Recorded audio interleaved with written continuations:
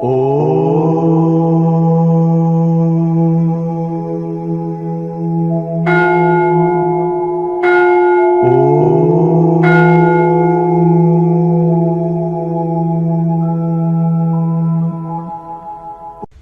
చేసింది పెద్ద పౌడర్ మాట్లాడిపోయింది అంటే అంటే అంతేనా కదా. గురువు గారు ఆశీర్వాదం పొందారు, ఎందుకంటే 6 నెలల్లో విడిపోయింది కదా. అట్లా ఇది పరిస్థితి. అండర్స్టాండింగ్ లేదు. దానికంటే ఒక కాలేజీ విగ్రహంగా నిలుస్తున్నారు. అవునా? మరి ఏది లాభం ఉంది? ధ్యానంలో అని కదా, పోనీ ధ్యానం లేని వాళ్ళేమో అది వేరే పరిస్థితి. కనుక ఇద్దరు ధ్యానులు అయి ఉండి ఇద్దరు ఆధ్యాత్మికమైన ఉంటే అది మీ అదృష్టం అనుకోవాలి. ఇప్పుడు మా సుభద్రమ్మ గారు ఆ రామకృష్ణరాజు గారు ఈయన డబ్బులు లెక్క పెట్టుకోవడం తెలియదు. 72 సంవత్సరాలు 73 ఏళ్ళు ఉన్నాయి. డబ్బులు లెక్క పెట్టడం ఇవన్నీ వ్యవహారం తెలియదు, మొత్తం ఆయన చూసుకుంటారు. అర్థం కాదు. ఫోన్ కూడా కలపడం తెలియదు. నాకు సంస్కృతం చెప్తుంది, మళ్ళీ ఉపన్యాసాలు సంస్కృతం అనుకోవచ్చు, కానీ ఫోన్ కూడా కలిపి ఆయన ఇచ్చి ఏదైనా మాట్లాడమంటే మాట్లాడుతుంది. అర్థం కాదు. మరి అట్లా ఈ విధంగా అండర్స్టాండింగ్ ఉంటుంది, ఒక అవగాహన ఉంటుంది. అర్థం కదా. అట్లా అండర్స్టాండింగ్ తోటి జీవించాలి. ఇద్దరు ఆధ్యాత్మికంగా ఉంటే పిల్లలు ఇన్స్పైర్ అవుతారు. మంచి సంతానాన్ని భావి తరానికి అందించగలుగుతాం. పిల్లలకి సంస్కృతి ఇది చేస్తుంది. స్కూళ్ళల్లో కాలేజీల్లో దొరుకుతలేదు బ్రహ్మ విద్య. ఇంటికాడ తల్లిదండ్రులను మెల్లగా చేయాలి. తల్లిదండ్రులను చూసినా సగం నేర్చుకుంటారు. వాళ్ళు ధ్యానం చేస్తుంటే వాళ్ళు కూడా పిల్లలు కూడా ఈ వైపు మళ్ళీ ఆధ్యాత్మికంగా ఎదుగుతారు. పిల్లల్ని ఆదర్శంగా తీసుకుంటారు. ఇంకో ఇప్పుడు ఒక ఫ్యామిలీ వచ్చింది, టీచర్స్ ఇద్దరు, ఆయన టీచర్, ఆయన ఫ్యామిలీ టోటల్గా మన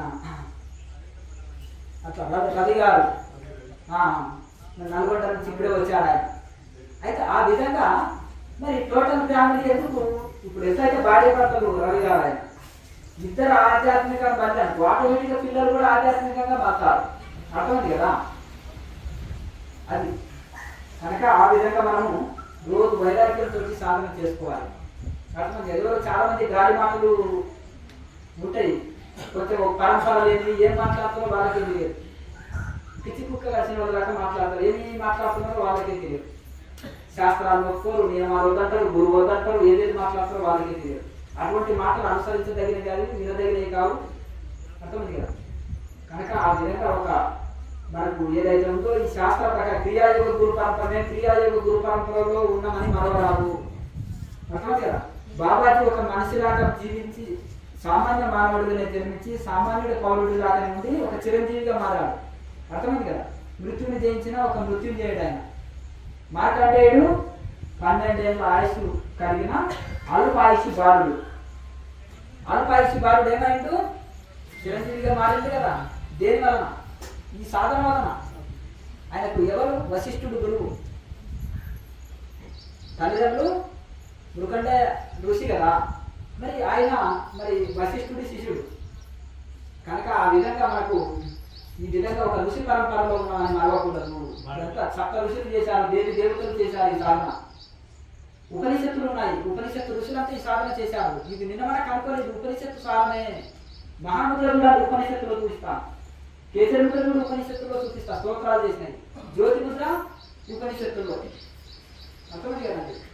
ఇవన్నీ కూడా ఈ ముద్రలన్నీ కూడా ఉపనిషత్తు సారము ఋషులు కూడా ఆచరించింది. మనకు తేలికగా అందించారు. 1000 ఆసనాలు వేయాలంటే జీవితం సరిపోతుందా?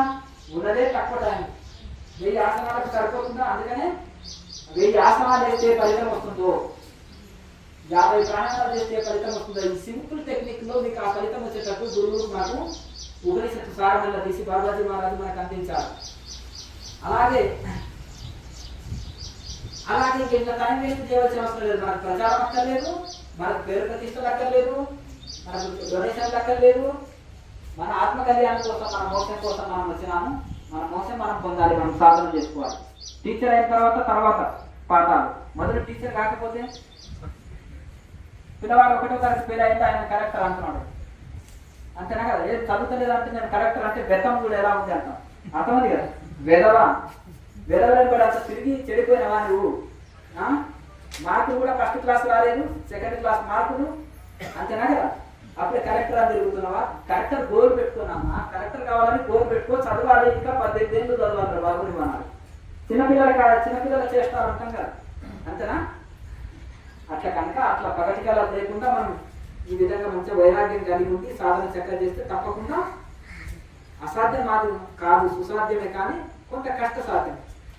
అప్పుడు అది అయినప్పుడు మనం వాళ్ళని ఇన్స్పైర్ పొందాలి. ఇప్పుడు కలెక్టర్ కావాలనుకున్నావు, అది ఇంతవరకు కలెక్టర్ అయిన వాళ్ళని ఇన్స్పైర్ పొందాలి, వాళ్ళతో సలహాలు తీసుకోవాలి, ఎంత కష్టపడి సాధన చదివారు.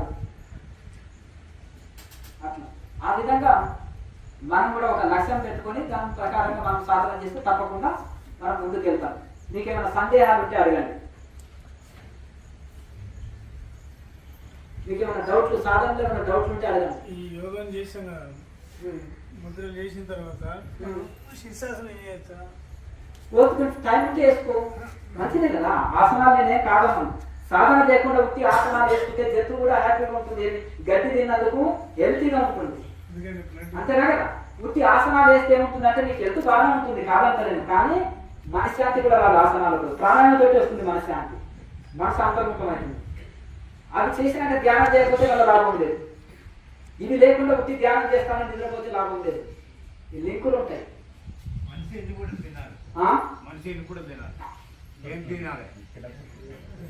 మీకు ఎక్కువ తింటే రోగమే, తక్కువ తింటే శరీరం నిలవదు. అసలు తినకపోతే శరీరం నిలవదు, తక్కువ తింటే కూడా శరీరం మీ పనులు మీరు చేసుకోనికే సహకరించదు. శరీరంలో సోమర్తనం వచ్చిందనుకో ఒక ముద్ద తగ్గించాలి, బద్ధకం వచ్చిందనుకో ఒక ముద్ద తగ్గించాలి, నీరసం వచ్చిందనుకో ఒక ముద్ద పెంచాలి. నీకు ఎంత ఆహారం అనేది పొట్ట అమాయక నాలుకతో ఉంది పైగా. ఇంత మంచి ఫంక్షన్ పుట్టు పని దొరుకుతుందా? వేసే ఒక ముద్ద ఊరుకోపోయి, నీకేం తెలియదు, ఊరుకో పొట్టని అంటుంది. మోసేది పొట్ట పాపం అవస్థ. నాలుకతోటి చాలా కష్టం ఉంది. ఇది ఏమంటుంది? వేసే అంతేనా కదా, కానీ ఇక కుక్కేస్తాం, అంతేనా కదా. దిగపోతే కొన్ని నీళ్ళు తాగుతాం.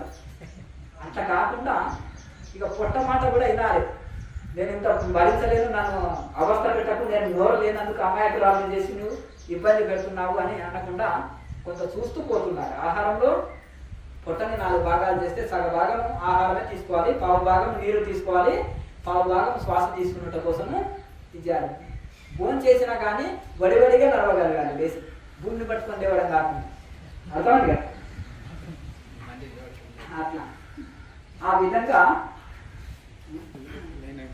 ఎవరికైతే పొట్ట సాపు ఉంటుందో ఏ రోగాలు అన్ని రోగాల కారణం మలబద్ధకము, గ్యాస్ ట్రబుల్, ఇటువంటి కొన్ని సమస్యలు ఉంటాయి కదా, పొట్ట సంబంధించిన రోగాలు.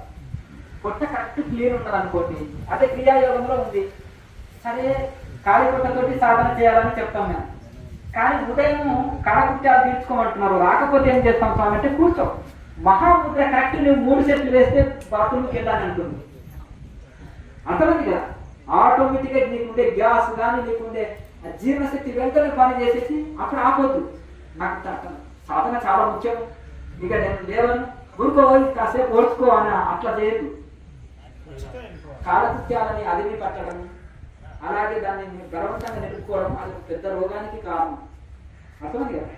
ఒకసారి వెళ్ళేసిన మనకు బాత్రూమ్కి, మొత్తము వాష్రూమ్కి వెళ్ళి మొత్తం క్లీన్ అయిందనుకో, ఇంకా మళ్ళీ వెళ్ళాం కదా, ఇంకా అయిపోయి మధ్యలో వచ్చినా వెళ్ళవచ్చు. అట్లా అందుకనే మహాముద్రతో ఏమవుతుంది, పొట్ట క్లీన్ అయిపోతుంది. నడుము నుంచి కాలు పెట్టిన వరకు చక్కటి ఫిట్నెస్ వస్తుంది. జ్యోతి ముద్రతోటి ఎంటర్టైన్మెంట్ పొందవచ్చు. అర్థమైంది కదా. ఇంతవరకు ఎవరైనా ఎంటర్టైన్మెంట్ పొందడానికి ఒక ముద్ర కనుక్కున్నాడా? అది ఋషులే కనుక్కున్నారు, అది సూచించారు. సూత్రం తెలవాలి. ఫ్లైట్ నడవడానికి ఒక ఫార్ములా, ట్రైన్ నడవడానికి ఒక ఫార్ములా, బస్ నడవడానికి ఒక ఫార్ములా ఉందా లేదా? దేని ఫార్ములా దానికి అప్లై చేయాలి. అర్థమైంది కదా. ఏది కావాలన్నా నీకు దానికి నడుము ఉంటుంది, దానికి ఈ ముద్ర 4 సెట్లు ఎక్కువ వేసుకుంటే నడుము పోగొట్టుకున్నట్టే కదా, కుండని యాక్టివేట్ అవుతుంది కదా. దాంట్లో కుండని యాక్టివేట్ కావాలంటే మహాముద్ర బాగా పనిచేసి. అర్థమైంది కదా. మరి అట్లా ఆ విధంగా ప్రతి దానికి ఒక సైంటిఫిక్గా ఇది ఉంది. ఆ విధంగా మరి సమాజంలో నేను ఎక్కువ నిలవాలనుకుంటే ఏం చేయాలి? ఆహార నియమాలు పాటించాలి, కేచర్ పర్ఫెక్ట్ నేర్చుకొని ప్రాణాయామంలో పర్ఫెక్ట్గా ఇంకా నువ్వు ఎన్ని రోజులు కూర్చున్నా నేను ఎవరు తగ్గించలేదు. అర్థమైందా? అట్లా కవచం వేసుకున్నాం అనుకో, బాణాలు తగిలినా ఏం కాదు కదా. బుల్లెట్ ప్రూఫ్ కార్లు వెళ్తున్నాం అనుకో, నీకేం కాదు కదా. అట్లా మనకి యోగం అనేది అంత కొన్ని అడుగుల్లో కొన్ని కలుషితమైంది కదా. అంటే ఒక యోగి డైజెషన్ సిస్టమ్ ఎట్లా ఉంటుందంటే కొన్ని అంటే శరీరానికి ఆరోగ్యాన్ని చెడగొట్టే పదార్థాలు తెలియదు, మనం మంచి పదార్థాలే తీసుకుంటాం. కానీ ఒక తెలియని పరిస్థితిలో ఏదైనా నీకు ఆరోగ్యాన్ని చెడిపే ఆహారం నీకు తీసుకోవచ్చింది, ఏదో రకంగా తీసుకున్నావు దాన్ని, అది తీసుకున్నా నీ డైజెషన్ సిస్టమ్ అగ్నిలో ఏదేసినా భస్మం చేస్తున్నా, ఏదేసినా భస్మం వేస్తుంది, ఏ చెత్తనైనా. అట్లా నీ డైజెషన్ సిస్టమ్ అంత బాగా పనిచేస్తుంది. మొత్తం ఇది అహం వైశ్వానరో భూత్వ, వైశ్వానర అగ్ని రూపంలో నేనుండి ఏ 4 రకాల ఆహారాన్ని భోజనాన్ని మొత్తం పచనం చేస్తున్నాను, దాన్ని జీర్ణింపజేస్తున్నాను అని భగవద్గీతలో ఉంది కదా. భోజనం తప్పు జరుగుతాం ఆ శ్లోకాన్ని. అందుకనే అంటే అహం వైశ్వానరో భూత ప్రాణినాం దేహం ఆశ్రిత, అన్ని ప్రాణుల్లో దేహాన్ని ఆశ్రయించి ఎక్కడ వైశ్వానర అగ్ని ఎక్కడ ఉంటుంది, నాటి భాగంలో ఉంటుంది. అది అగ్నితత్వం.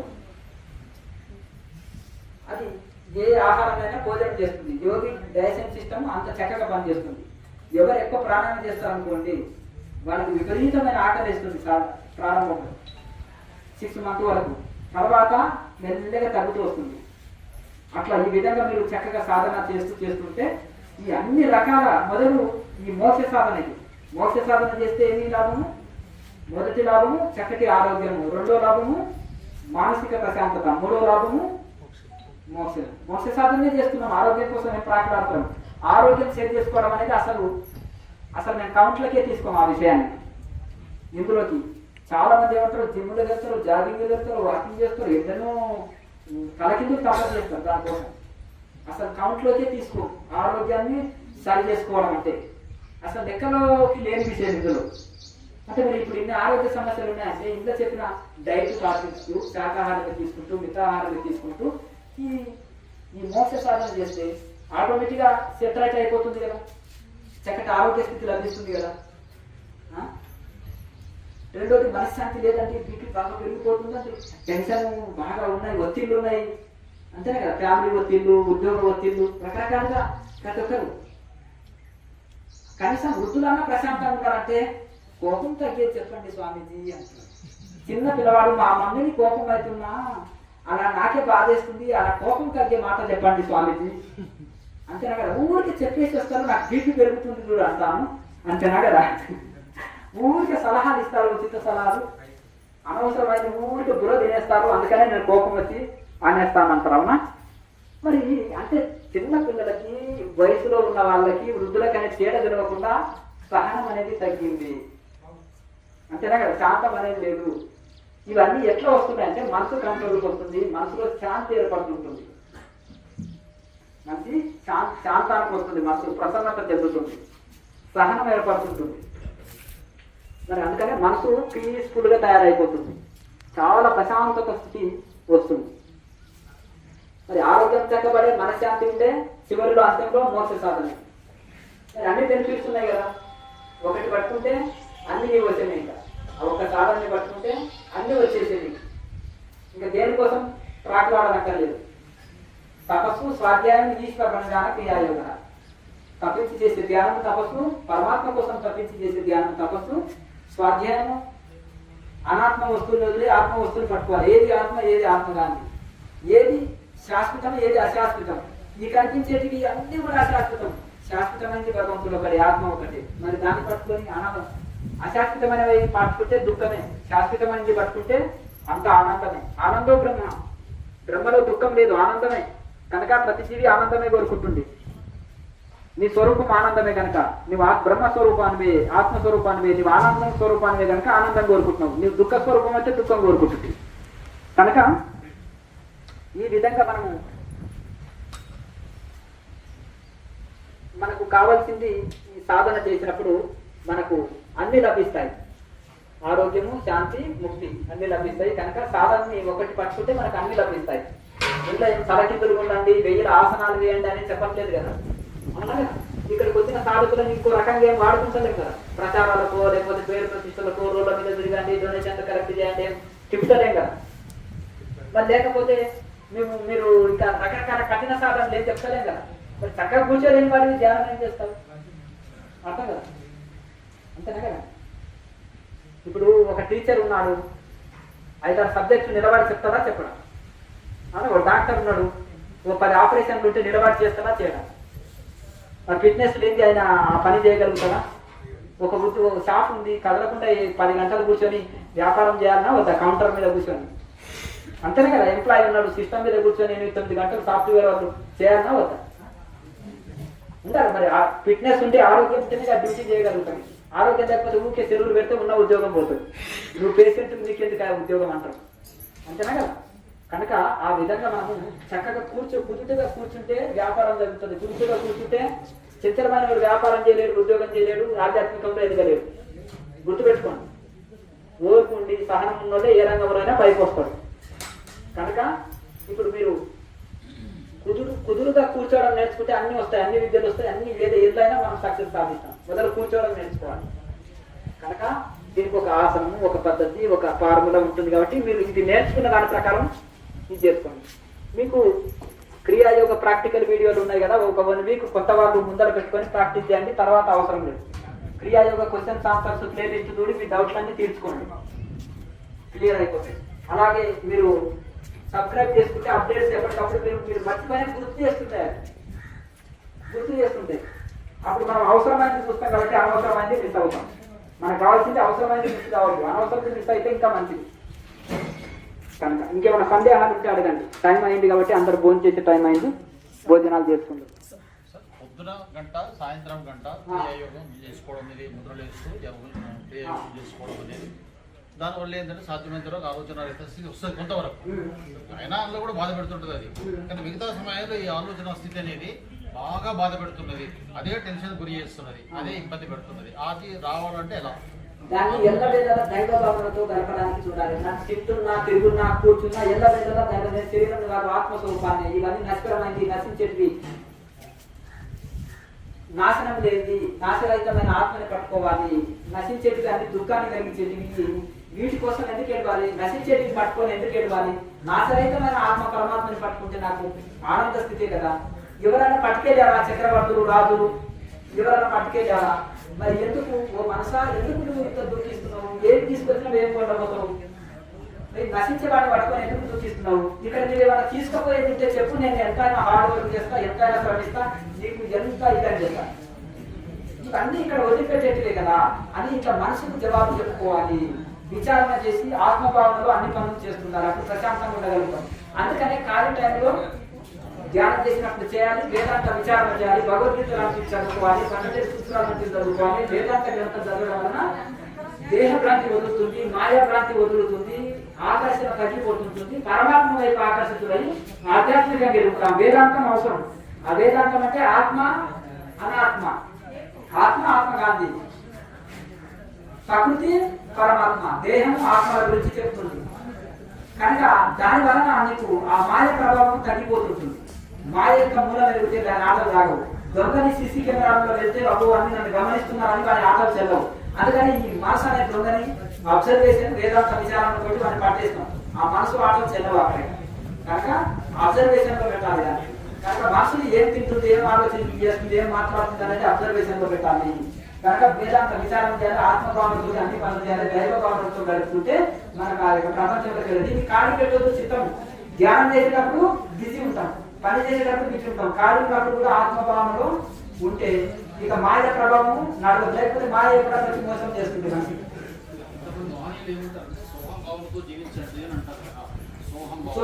సోహం అంటేది ఆ పరమాత్మ, అహం అంటే నేను, ఆ పరమాత్మ స్వరూపమే నేను అంటే. అదే దాన్ని దైవ భావన, ఆత్మ భావన అని నేను చెప్తున్నా.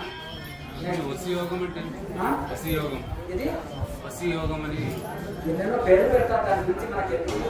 అటువంటి ఒక్కొక్కరు కొత్త పేరు కొత్తగా చెప్తున్నా అంటారు, ఒక్కొక్క ఆయన మార్చి చెప్తాడు, ఒక ఆయన వెస్టర్న్ పద్ధతి తీసుకొని ఇది చేసేస్తుంటారు. అటువంటి ఉపనిషత్తులు కానీ ఈ శాస్త్రంలో ఉన్నది అది కృషి పరంపర. కొత్త కొత్త పేర్లు, కొత్త కొత్త ఇది తీసుకొని వచ్చి కలగాపుతం చేసి కనిపిస్తూ అంటే కదా. ఒక ఆయన వచ్చి చిక్కరకాయ అన్నాడు, అయితే కింకరకాయ అన్నాడు. నేను ఎక్కడ ఇనలేదు, కథ ఎక్కడ ఉంటుంది కాయ అంటే మీరు కొత్తగా పెట్టాడు పేరు. కాకరకాయ అంటే అందరూ తెలుసు, అర్థమైంది కదా. మరి ఏమంటారు అంటే నేను ఎక్కడ తినలేదు అంటే, అంటే నీకు తెలియని పేరు పెట్టినట్టు కూరగాయలు కూడా నీకు తెలియతుంది అని తీసుకొచ్చి చెప్పాడు. బెనవా చీటింగ్ చేస్తున్నావా? ఇది కాకరకాయ అంటే మాకు అందరికీ తెలుసు. నువ్వు దానికి కొత్త పేరు పెట్టేసి ఏ భాష గాంధీ పెట్టేసి అంటవానవా? అట్లా అన్నమాట. నీకు తెలియని కూరగాయ కూడా చెప్పినట్టు ఉంటుంది. కనుక అవన్నీ కనిపించవలసిన ఒక ఋషి పరంపరలో ఉన్న ఉపనిషత్తు సారమైన ఇది. దీన్ని పాటిస్తే అనుసరిస్తే చాలు. ఎంత వేదలా ఉంటే మంచిది. నాలుగని కోల్డ్ చేసుకొని ఉంటాను. కోల్డ్ చేసుకొని వెనక్కి మిగిలినట్టు వెనక్కి లాక్కొని నీకు ఎంత వరకు వస్తే అంతవరకు అర్థమైంది కదా. నాలుగని మార్చుకుంటాం, మిగిలినట్టు వెనక్కి లాక్కో. ఓ పొజిషన్ వచ్చినాక ఆగుతుంది. అలాగే పెట్టి చేసి దానికి నాలుగు ఎక్సర్సైజ్ చెప్పాను. అవి చేస్తుంటే నాలుగు కోళ్ళు అయితే కొండ నాలుగని కూడా అందుకోగలుగుతారు కొన్ని రోజులకు. ఇంకా కొన్ని రోజులకు కోళ్ళు తగ్గిస్తారు. వస్తే మిగిలింది చాలా మంచి అమృతంతో సమానం. ప్రాక్టీస్ చేస్తుంటే వచ్చే ఈ మామూలు లాలాజలం కంటే ఇంకా చాలా బెటర్ లాలాజలం. మింగిరాలి మింగిరాలి రుచి లేదు.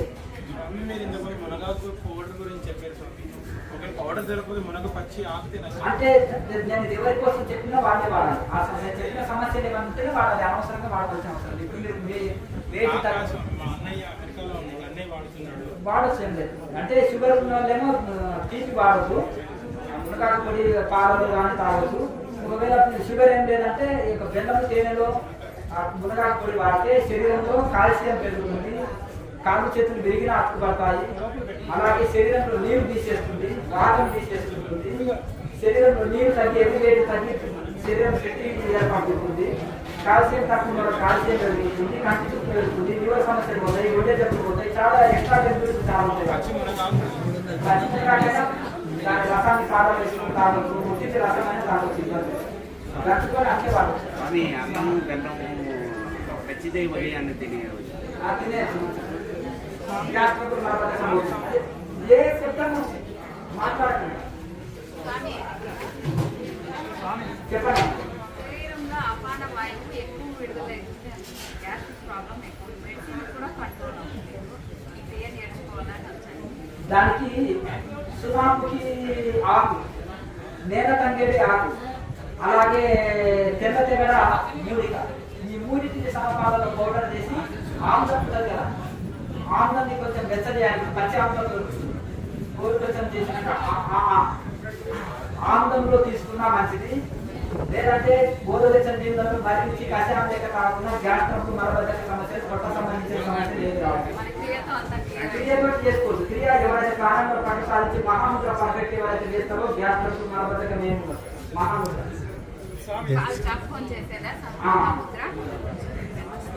మంచి కోర్స్ చేసేటండి. మంచిది. మీరు క్రియాయోగం నేర్పిస్తున్నారు కదా, సమత మమతల సాకారం అంటే ఇక్కడ మీరు క్రియాయోగం నేర్పిస్తున్నారు కదా, ఇక్కడ ప్రాక్టీస్ చేసుకోవచ్చు. కోర్స్ మొత్తం ప్రింట్ అయింది కదా. ఇప్పుడు ఇక్కడ ఏది నేర్చుకున్నావో దీన్ని కంటిన్యూస్గా చేసుకోవడం. ఏమైనా డౌట్ ఉంటే బుక్లో చూసుకోవచ్చు. లేదంటే మన యూట్యూబ్లో ఛానల్లో క్వశ్చన్స్ ఆన్సర్స్ అనే వీడియోలో డౌట్ క్లియర్ చేసుకొని ముందుకు వెళ్ళవచ్చు. ఇప్పుడు కోర్స్ మొత్తం బుక్లలో ప్రింట్ అయింది లేదా?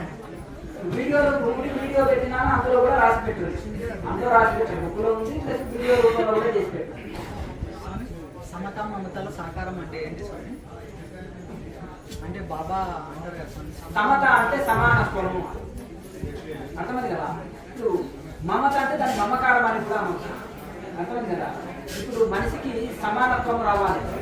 మమకారం అంటే పెట్టుకుంటున్నా అంతటా మమకారం పెట్టుకో అంటే నా వాళ్ళంటే మమకారం వస్తుంది, నా వాళ్ళు కావాలంటే ద్వేషం వస్తుంది.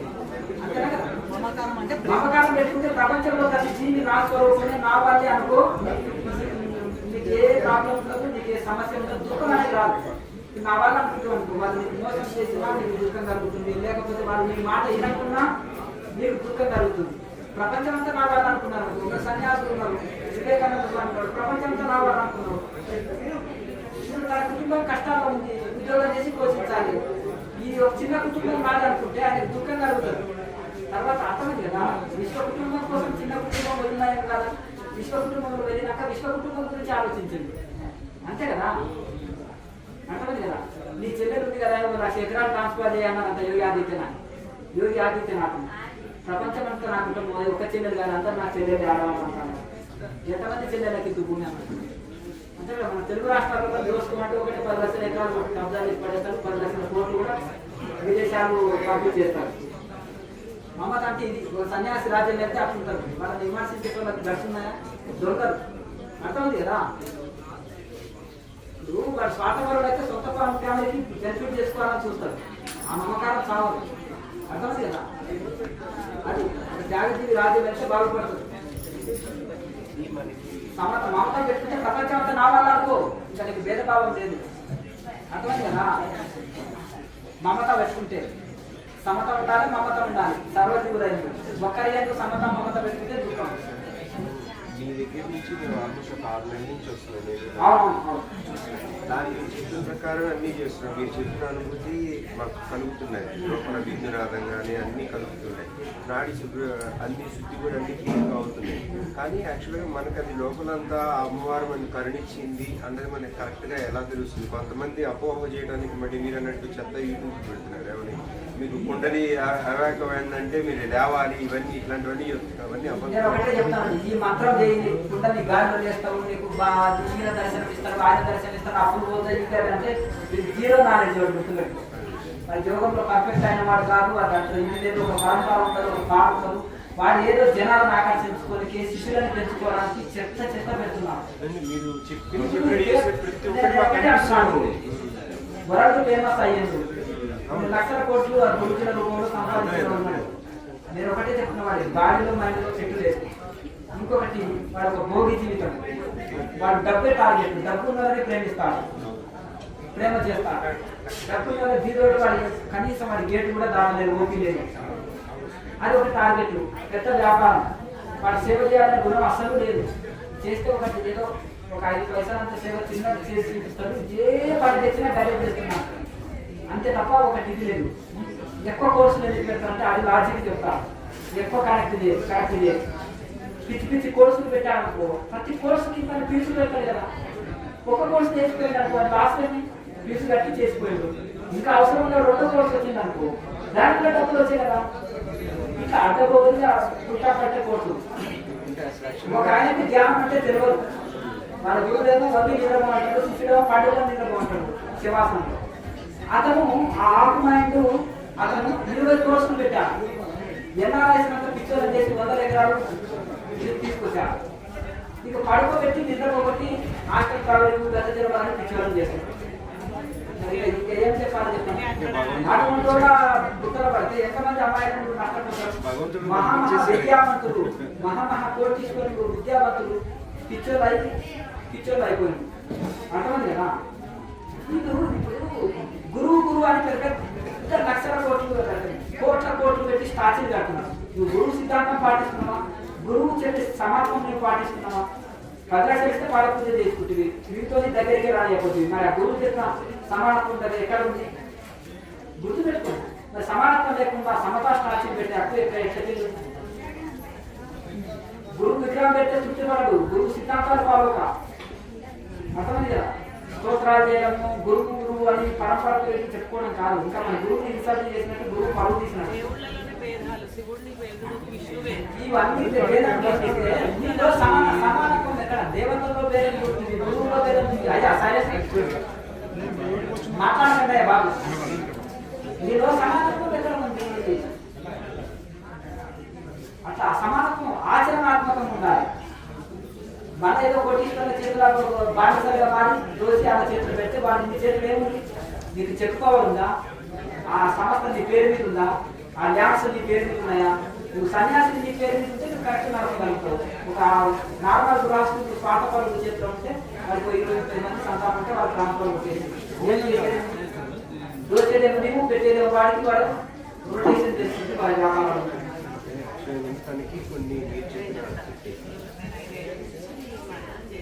అవును చెప్పారు. ఈ 6 నెలల నుంచి క్రియేట్ చేస్తున్నాం.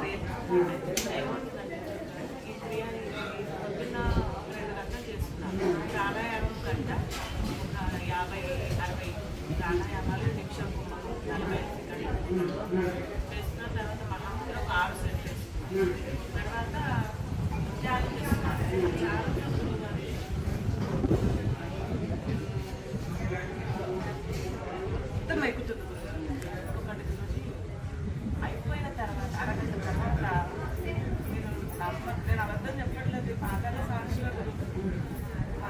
కులాధారం అంటే ఇద్దరు చాలా రోజులు సాధన ఈ సాధన కాకుండా మంత్ర సాధన చేశారు. రకరకాల అనుభవాలు వస్తాయి. గుడ్డల్లో పెట్టుకొని దానికి ఏం అవసరం లేదు. ఒకటి చెప్తారు, సాధనల వల్ల వచ్చే ఎవరైతే చక్కగా ప్రాణాయామం చేసి సాధన సీరియస్ గా చేస్తారో, దైవంగా భావించి అవే చేస్తారు. ఎవరైతే చక్కగా సాధన చేస్తారో ప్రతి ఎక్స్ప్రెస్ ప్రతి ఎక్స్ప్రెస్ అనేది సత్యము. ప్రతి ఉపనిషత్తు ఋషికి చెప్పించే సత్యము, సాధన చేస్తుంటే పొందే అనుభూతి సత్యము. అర్థంగా నేను ఏది తప్పు పడతానంటే వాళ్ళు కూర్చోవడమే చక్కగా కూర్చోరు, నిద్రలో వెళ్ళి పిచ్చి పిచ్చి మాటలు మాట్లాడితే అవి ఒప్పుకోను, ఆ పిచ్చి పిచ్చి శాస్త్రీయ పుస్తకాలు చదివితే ఒప్పుకోను. కానీ ఉపనిషత్తుల ప్రకారం సాధన చేసిన ఆ పుస్తకాలు చదివిన గురుపరంపరలో చక్కగా సాధన చేస్తే ఎక్స్ప్రెస్ ఉంటాయి. మతం మీద చెప్పింది సత్యము, శాస్త్రాలు చెప్పింది సత్యము. కానీ ఎవరైతే సాధన చేస్తుంటారో రైట్ ఎక్స్పెన్సెస్ ఉంటాయి. మాకు అవసరమైనది కానీ అనేకమైన ఇప్పుడు మనం ఋషి మార్గంలో వెళ్ళాలి. ఋషి మార్గమే గొప్పది, ఋషులు చేసిన సాధనే గొప్పది, ఋషుల శాస్త్రాలే గొప్పవి. ధన్యవాదాలు చెప్పుకోవాలి. మాకు మనకు అందించింది ఈ సింపుల్ గా మనకు ఒక తేలిక పద్ధతి అందించాలి. ఇప్పుడు కడిగడి పెరుగు తాగుతామా, పిడికడి వెన్న తీసిస్తే చక్కున తినేస్తాము. ఇప్పుడు ఇంత వెన్న తీసి తక్కువ తినేస్తాము. కడిగడి పెరుగు తాగడం వచ్చే కదా. అలాగే ఉపనిషత్తు సారం తీసి ఒక సింపుల్ మాకు ఇది అందించాలి. ఉపనిషత్తు సారం భగవద్గీత ఎట్లను ఉపనిషత్తు సారం మతం కూడా కలిసి క్రియాయోగం. దాంట్లో అందులో ముద్రలు, అందులో ప్రాణాయామ, అందులో ముద్రలు, అందులో సాధన, అందులో విచారం, అందులో ఈశ్వర ప్రధానం, అందులో స్వాధ్యాయం, అందులో ఈశ్వర ప్రధానం, అందులో ఉండే ఇవన్నీ కూడా అందులోకే. నా దేవుడు నీ దేవుడు అని కొట్లాడుతున్నాడంటే వాడు ఏ దేవుడు అనుభవంలోకి రాలేదని అర్థం. ఒకరు దేవుడే రాలేదంటే వాడు ఒక ఆధ్యాత్మికంగా ఎదగలేదని, దేవుడు లేదని ఎవరు అంటాడో వాడు ఆధ్యాత్మికంలో జీరో నాలెడ్జ్ వాడు. ఇంకా నీ దేవుడు లేదు నా దేవుడు అనే వాడుగా జీరో నాలెడ్జ్. ఒక ఎంటర్టైన్మెంట్ పొందిన ఋషి దేవతలకు లేదని పాటు దేవుడు లేదని చెప్పడు. దేవుడు ఉన్నాడు కానీ ఒక్కడే. ఏకమేవ అద్వితీయ బ్రహ్మ దేహంగా ఆస్తికించిన కించిత్ వేరు లేదు, అద్వితీయమైన పరబ్రహ్మం తప్ప.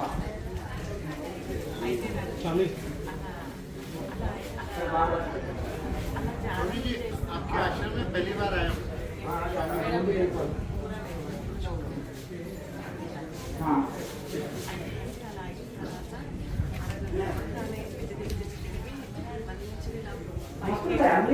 హృదయంలో పెట్టుకోవచ్చు. అన్ని అనేకంగా ఉంటాయి, హృదయంలోనే పెట్టుకోవాలి. అనేకమైన అనుభవాలు వస్తుంటాయి పోతుంటాయి. ఏమి కాదు దానికి, దాని గురించి నో డౌట్.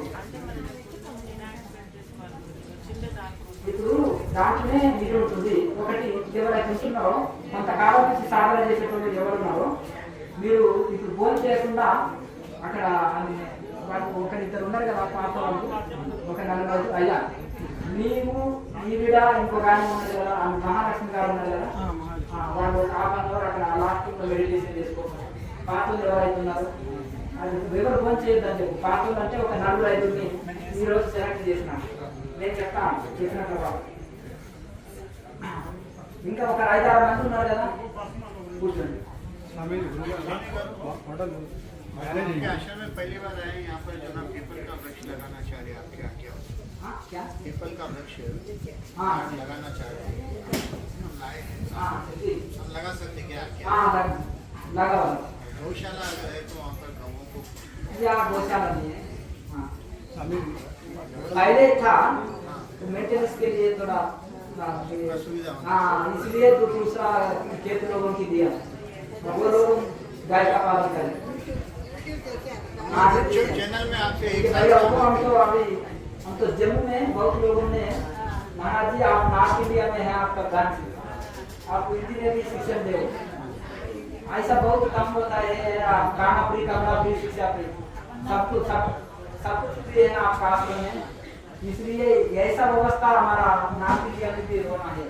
हम 1 साल से आपका यूट्यूब पे कार्यक्रम वही देख करके हम लोग प्रभावित हो। वैसा व्यवस्था ऐसा व्यवस्था वहाँ भी देखा है तो अच्छा है। सब कुछ फ्री है ना, सब कुछ फ्री है ना, आप अनुभव से है ना, आपका पास अनुभव है, ऊपर से फ्री सेवा है। इसलिए ये नॉर्थ इंडिया में नार्थ इंडिया में भी होना है होना चाहिए। ऐसा है। हाँ ऐसा वो लोगों बहुत लोगों में इच्छा है हाँ वो लोग तो ठीक है मतलब हम तो जूना काल में सन्यास ले लिए हाँ मतलब वो भागवतम तेलुगु है ना इसलिए वो साउथ इंडिया में थोड़ा क्रिया योग की डेवलप करते हैं इसलिए हमारे गुरु महाराज ने आदर दिया हम इधर आए हमको इच्छा नहीं है बाबा जी का आशीर्वाद हाँ वो वैसे गुरु महाराज का इच्छा ये है ना आज्ञा से हम इधर आए हमको मुझे इच्छा नहीं यहाँ आने का बिल्कुल मुझे इच्छा नहीं आप तो हिमालय में रह गए हाँ आप लोगों की तेलुगु आते हैं हम लोग थोड़ा थोड़ा समझते हैं ठीक है सभी तेलुगु लोगों में हाँ हाँ ठीक है మీరు ఆశ్రమ నెంబర్ వాట్సాప్ పెట్టండి దానికి సంబంధించిన డాక్టర్ నెంబర్ మాకు డాక్టర్ నెంబర్ కావాలంటే మెసేజ్ పెట్టండి వాళ్ళు పంపిస్తాను అయ్యా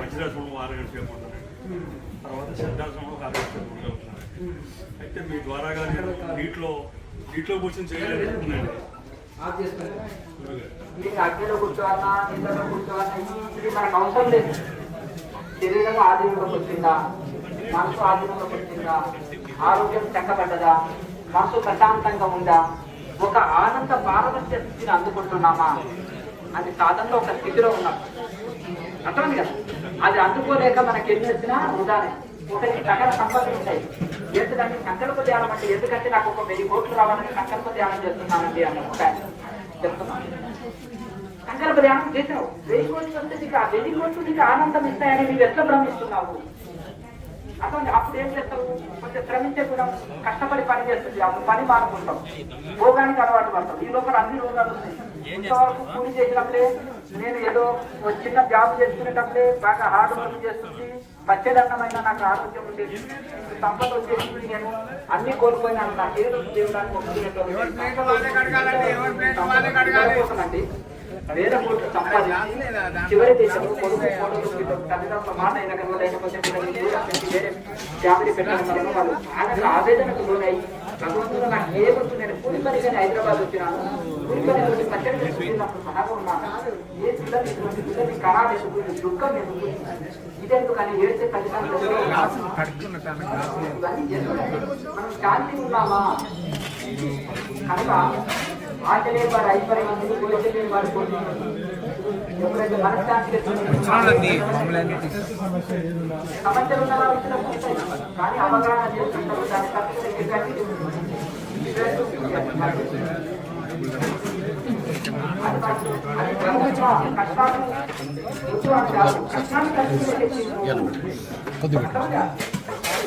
సాధన చేసి శక్తి శరీరానికి అని కోరుకోవాలి భగవంతుడు అట్లా కష్టము ఉంది నీ ప్రారంభం నుంచి వస్తుంది కానీ కష్టాన్ని తట్టుకునే శక్తి భక్తులకు ఇచ్చిన వల్ల ఆ సాధన చేసే శక్తి కూడా శరీరానికి అది మనం ప్రార్థన చేసుకోవాలి సమదృష్టి శక్తి నాకు అంటే సమదృష్టిని కలిగి వేద బుద్ధి నా నుంచి తొలగిస్తుంది వేద బుద్ధి అజ్ఞానం కదా నాది నేను అనుకుంటేనే అజ్ఞానం కదా దాంతో దుఃఖాలు ఉంటాయి కదా అని కోరుకోవాలి ప్రార్థన చేసే కూడా తెలుసుకోవాలి మంచిది మీరు అందరూ ఫోన్ చేస్తున్న తర్వాత సాయంత్రం మాట్లాడతాను సాయంత్రం క్యాన్సిల్ చేస్తాను మాట్లాడతాను తర్వాత పాత మాల చేయమంటారు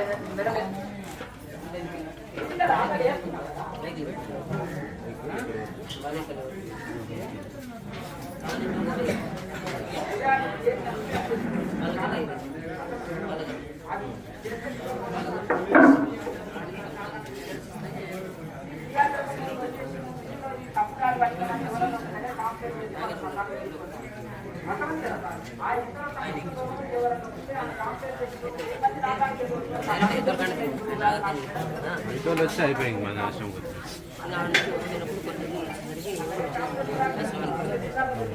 స్వామి ఆశ్రమానికి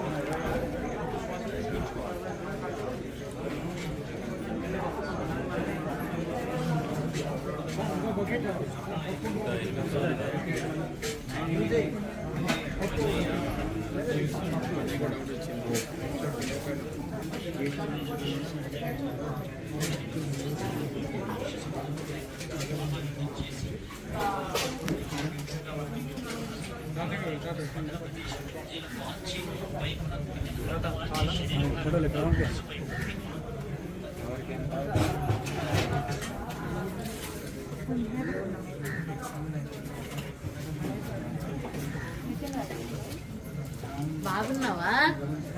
మన కోపం అంటే పన్నెండు కోపం బాగున్నావు అంటే ఆ రోజు గాలి రాలే కదా.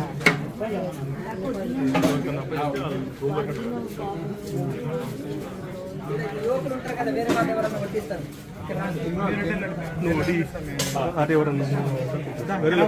అల్వాల్ రెడ్డి గారు కూడా రాని అక్కడ వేరే అది వడ్డీ నీవు ఉన్నవా? నువ్వు కూడా కూర్చోపోవాలి.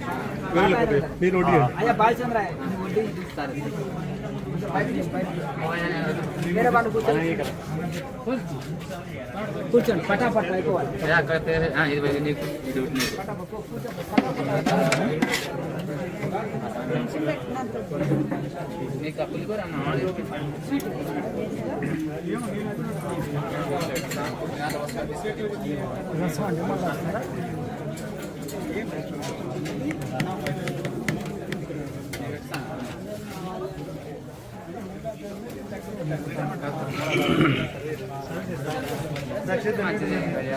ఇప్పుడు అయితే రెడీ ఉన్నాయి కదా మనం అయిపోయింది జనం కూడా అయిపోయింది.